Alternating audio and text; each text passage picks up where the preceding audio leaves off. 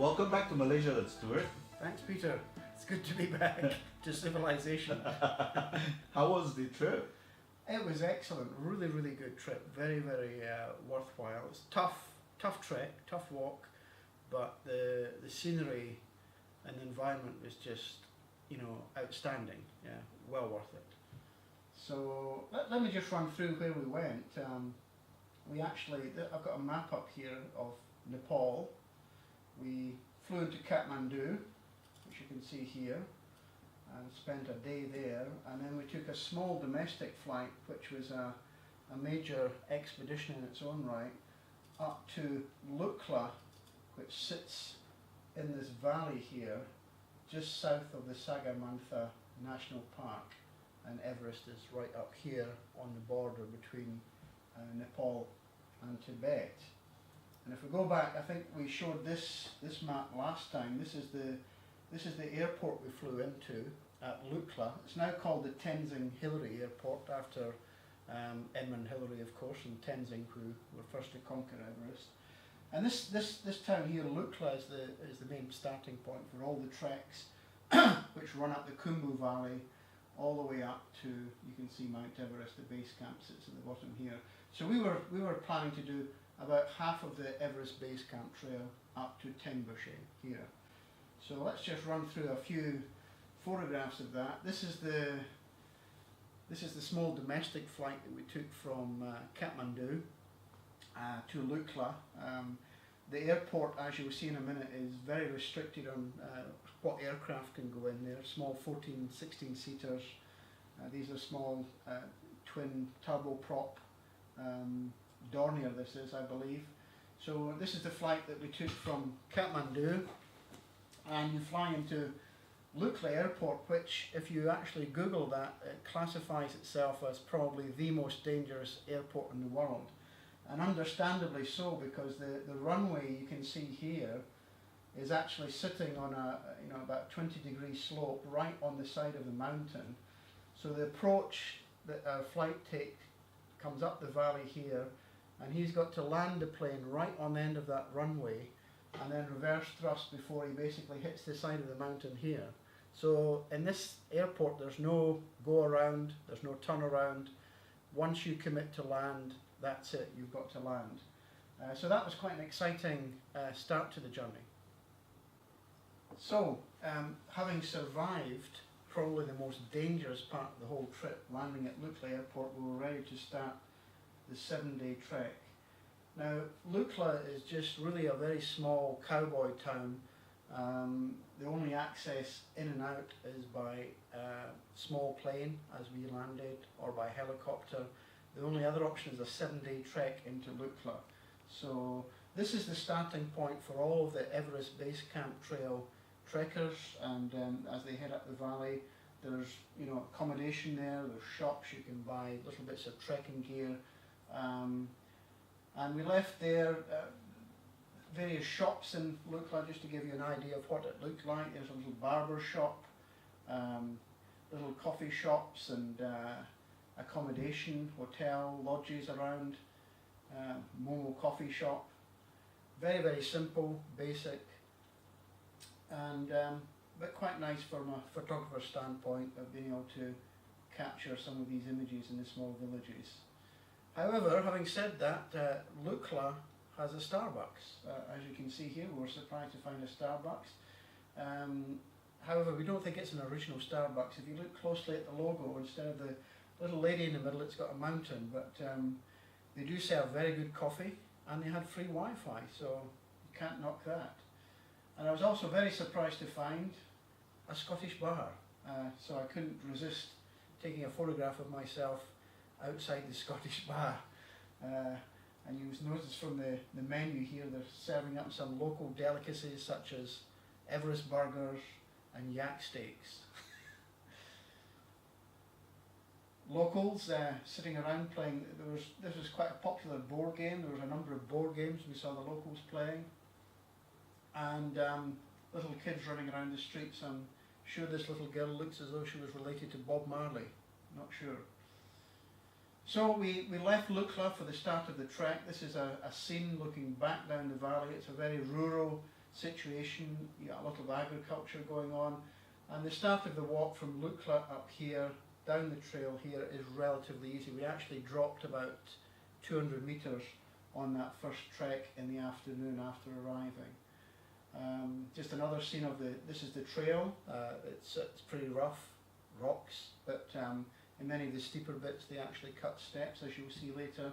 But already we're starting to see some magnificent scenery of the mountains here. We're at a height of about 2,800 metres here, dropping down to, on the first day, 2,600 metres to Pakdin, where we stayed for the first night. Now, all along the way, the only way of getting goods up and down that trail are by porters, or by donkeys, or yaks, as we'll see. And this was a common sight on the trail. We'd see local men and women, ladies, taking very large packs, usually up the trail towards Namche Bazaar and even beyond. As we went further up, the scenery just got better. We went through small villages. Here we can see another fairly rural scene. A lot of agriculture. They grow vegetables here, cabbages, potatoes, rice being grown on any particular flat bit of ground. And all along the way we can see little temples and shrines and inscriptions on the rocks as we move our way up. These inscriptions are known as mani stones. It's Nepalese or Tibetan script that's written on that, and you'll see that all the way up the trail as we go up, and apparently it's customary to pass these mani stones on the left hand side, much the same way as you spin the prayer wheels on the way up. We could see many of the prayer wheels which you spin as you move up the trail. Very, very common sight. Further up, we started to follow the Dud Kosi River up the Khumbu Valley, and you can see here this beautiful scenery. We can see a bridge crossing here. We did many, many bridge crossings, and as I said before, all of the goods that were taken up the trail were either by porter, by yaks, or this animal is not actually a yak. This is actually known as a dzo, D-Z-O. It's actually a cross between a yak and domestic cattle. So these were very common on the trail, and you had to be relatively careful with these animals because they had no problem in just pushing you off the track and down the steep side. So it was always good or wise to stay on the inside of the track when these guys were passing you.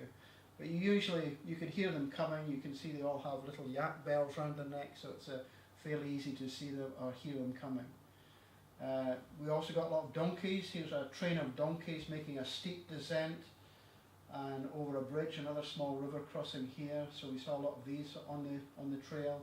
On this occasion they're taking gas up the trail to some of the villages. This is actually Monjo. Monjo, we stayed overnight and it had a small monastery on the hill.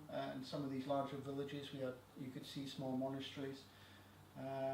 The largest one was actually Tengboshe Monastery, which is the last place that we stayed further up the mountain, which we'll see later. Now, as we left Monjo going further up, we followed very closely the Dud Kosi River. You can see the lovely blue aquamarine colour of the water. This colour really comes from all the minerals that are washed down from the mountains, but it makes it very, very beautiful. Rough track here, and again you can see a porter making his way slowly up the trail, and likewise here as we follow the river up this rough stony track on the way up. We had to make many of these bridge crossings over the rivers. Luckily now the bridges are made of steel or aluminium, so they're very, very strong. They feel fairly sturdy, but you'll get anything from donkeys, yaks, dzo and trekkers making their way across these fairly long, sometimes fairly high suspension bridges. Here we see a view. This is an old bridge here, which obviously used to be a wooden bridge, which is disintegrating, just leaving the suspension wires across it. A good view of the river there going back down the valley. This is probably one of the highest bridges we crossed. This is the last one before we made the steep ascent to Namche Bazaar. Quite a spectacular crossing that. You can see this bridge here is festooned with prayer flags. The Nepalese, like the Tibetans, like to put prayer flags in various locations. And then the trail started to become extremely steep. There was a very steep rise here up to Namche Bazaar. You can see the stepped stone trail here, but we get some magnificent views of the mountains here. We had a very, very clear day here.